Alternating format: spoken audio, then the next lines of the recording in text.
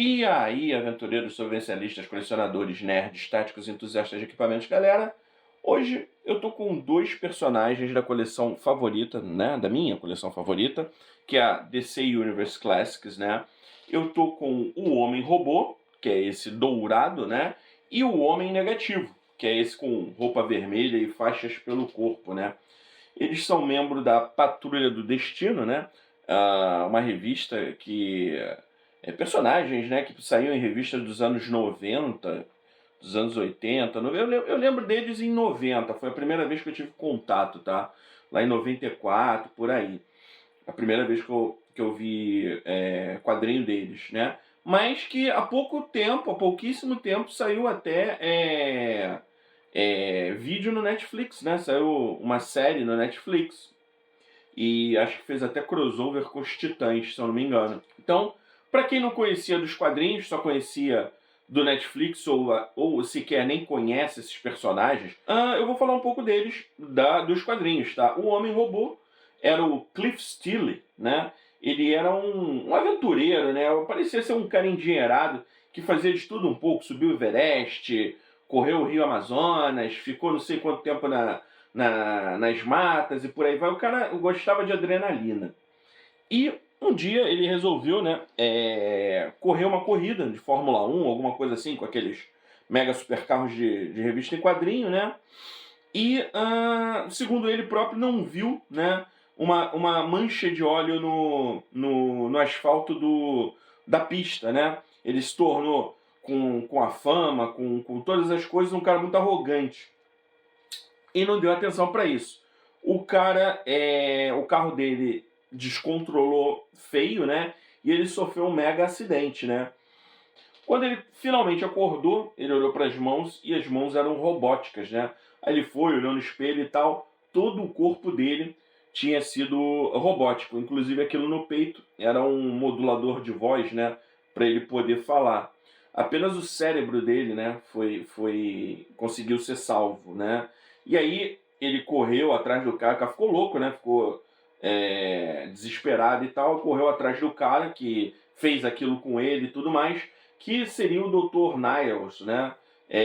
Um gênio cientista aí dos quadrinhos, né? E no final das contas eles acabaram se acertando e ficaram até amigos, ele ficou grato, né? Pelo cara ter salvo a vida dele, né? E o outro era um mega piloto, né? Então ele foi num projeto super secreto aí da vida, né? O nome dele era Larry Trainor. E ele foi fazer um teste com um jato experimental aí da vida. E acabou sendo bombardeado por manchas solares, né? Enquanto o Quarteto Fantástico foi bombardeado por raios cósmicos, ele foi por manchas solares, né? E a história é um pouco parecida, né? Ficou tonto, tentou controlar o avião, né? Mostrou que os marcadores ficaram malucos, os contadores geysers que tinham na nave, né? Ficaram malucos e tal.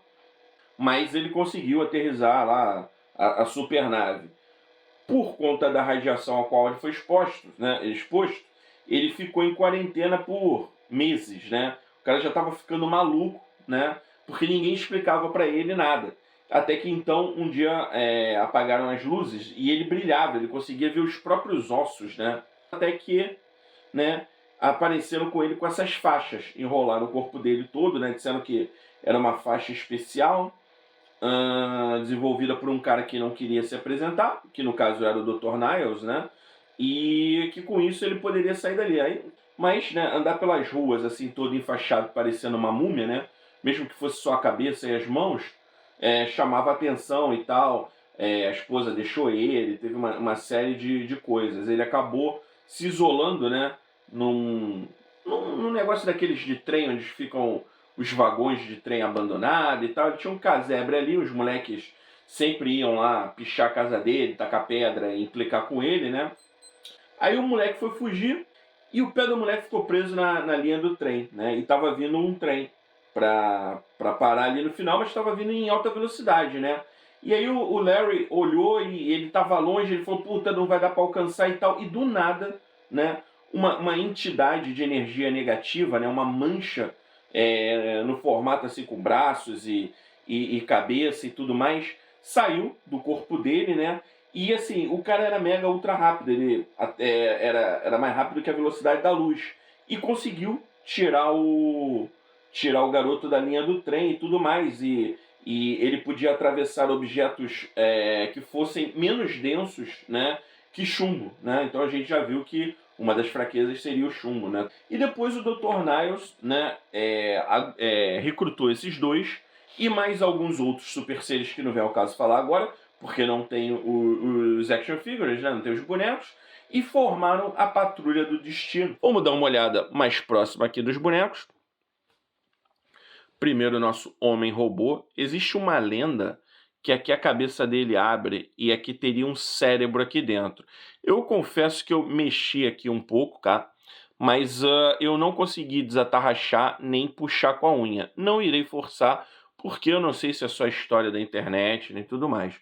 Se algum dia eu resolver ser mais ousado e tirar, deixo foto lá no meu Instagram.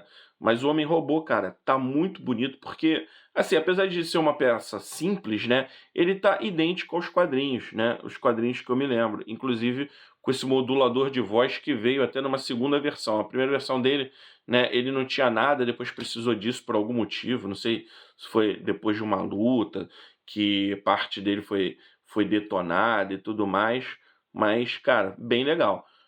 Só vou mostrar as articulações em um, né, porque é a mesma de todos os que eu já mostrei aqui. Eu tenho uma playlist só de DC Universe Classics, dei uma olhada porque tá muito legal, e vários deles eu faço comparações com o da McFarlane Toys que foram lançados, tá? Então o braço sobe até essa altura, bíceps que gira, cotovelo numa articulação simples, tá? O punho, né, o pulso, a mão, só gira em 360 graus, não fazia outros movimentos na época. O peito visivelmente mexe aqui e a cintura também mexe. Perna abre em esparcate alguma coisa, né? Até abre mais, eu que não quero forçar. Coxa que gira, joelho em um ponto só e o pezinho só vai para baixo para cima, né? Não tem aquela articulação maravilhosa da McFarlane Toys. Cara, pintura bem bonita, né? Quem curte quadrinhos antigos, action figures, e gostaria de ter action figures antigos, a sugestão que eu dou é que você, apesar dessa ser uma coleção antiga, né, você ainda encontra no eBay, tá? Então, se você já tem essa coleção ou por algum motivo, né, assim como eu gostaria de ter, ficou apaixonado por essa coleção, você encontra no eBay, né, facilmente. Só precisa ver lá, tem usados, tem novos na caixa. Esses aqui eu consegui novos na caixa, né? Um preço legal na época de Natal e, enfim, prefiro ele na caixa, né? Vários, como eu falei, saíram pela McFarlane Toys, eu ainda prefiro porque esses aqui ficam com cara de quadrinhos, né? Enquanto a McFarlane Toys, ela dá um toque mais humanizado. Então eu acabo preferindo dessa coleção. E a altura deles também, né? A escala deles me agrada mais, já está no meu expositor, eu já tenho uma história com esses action figures. E esse seria o Homem Negativo, né? Praticamente uma múmia, né? Aqui também seriam bandagens, né? Não é que ele é branco como um fantasma, tudo seriam bandagens, né? Aqui seria a roupa vermelha aberta aqui nessa altura. Mas é basicamente isso, galera.